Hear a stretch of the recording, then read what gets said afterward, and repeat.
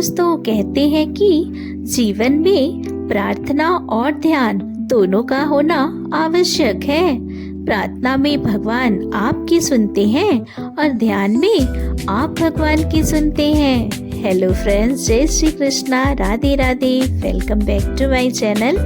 आज हम कहानी सुनने वाले हैं दो दोस्तों की, जिनके बीच एक शर्त लगी। एक दोस्त तो है वो मकान के अंदर बंद हो जाएगा 1 साल के लिए।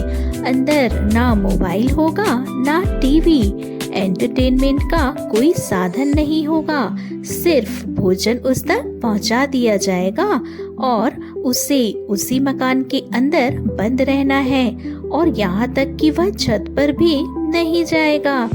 तो पहला दोस्त तैयार हो गया और उसने दूसरे से पूछा कि मैं रेडी हूँ, लेकिन मुझे क्या मिलेगा?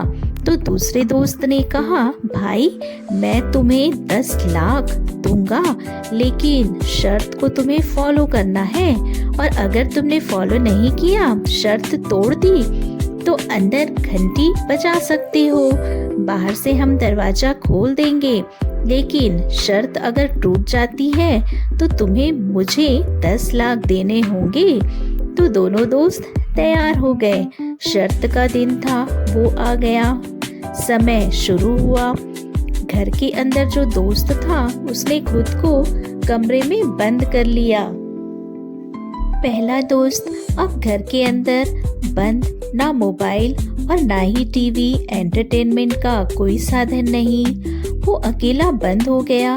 10-15 दिन तो उसने जैसे तैसे निकाले, लेकिन फिर उसके अंदर फ्रस्ट्रेशन बढ़ने लगा।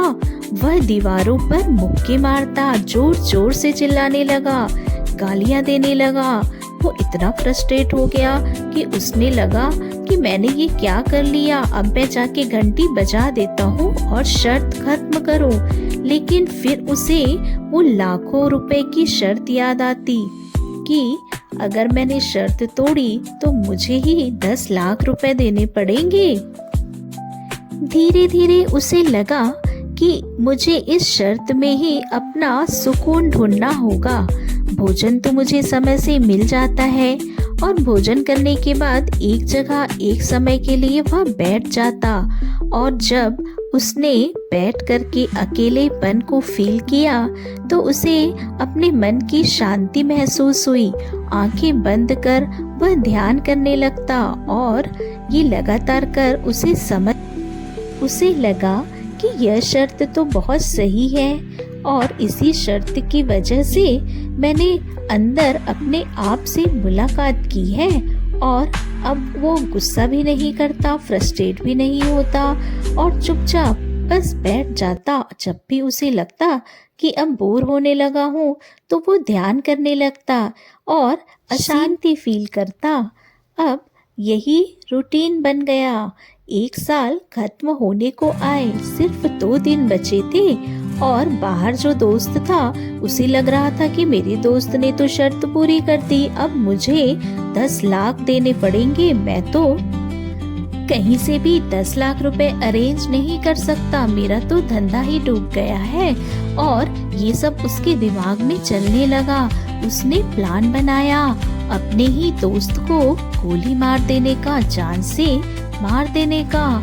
जब वह पहुंचा तो देखता है कि उस घर का दरवाजा खुला हुआ है और उसका दोस्त तो एक चिट्ठी छोड़कर चला गया, जिसमें लिखा था कि मेरे प्यारे दोस्त, शर्त खत्म होने में सिर्फ 1 दिन ही बचा था, तो मैंने तो अपनी ओर से शर्त खत्म कर दिया और मैं 10 लाख रुपए जीतने वाला हूँ। लेकिन मैंने अंदर रहकर जाना कि इन 10 लाख रुपयों की कोई वैल्यू नहीं है, इसीलिए मैंने यह शर्त खुद से ही तोड़ दी।